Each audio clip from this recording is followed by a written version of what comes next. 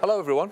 For this bulletin from Brussels, I thought it would be interesting to show people more of what we do as a team. So it's not just the MEP that you see in action, but there's also a whole team that works around me. I get often asked exactly what is entailed with an MEP's office and the kind of work we do.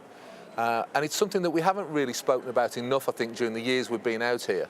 So in order to give a better overview of that, I've got a couple of my colleagues with me who are going to give you a brief summary of what they do working as part of the team in the MEP's office for the West Midlands, and to just show you really that there's a lot more to this than maybe meets the eye, and it's a real team effort.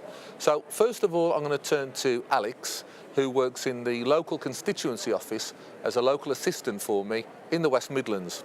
Alex, when you're at work on a day-to-day basis, what kind of things do you get involved in, just so that the viewers can see what you do? I've a lot of contact with members of the public. We will listen to any complaints they have within the constituency that you represent.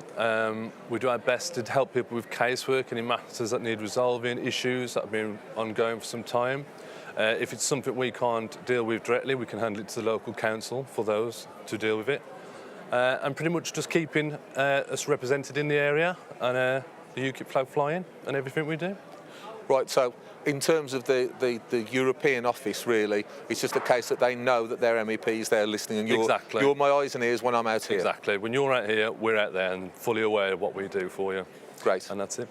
Well, yeah, thank you. I mean, that shows, very briefly shows that there's still a local touch, because often people say, well, you're out the country so much, how can you possibly be aware of what's going on?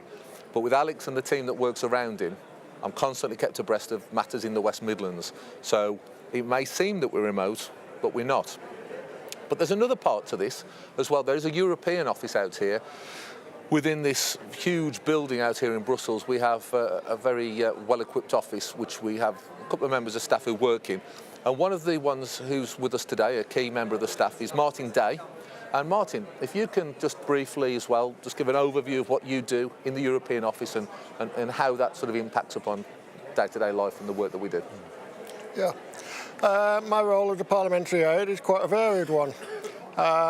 It starts with organising your travel arrangements and making sure that all the meetings are scheduled on the correct day, hopefully.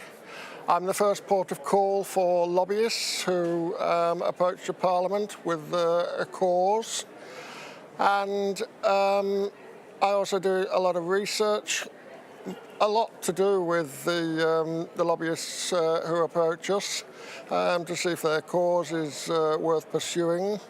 And finally, I take the time to create press releases when you deem them necessary, so that we can put our message out to the mainstream media.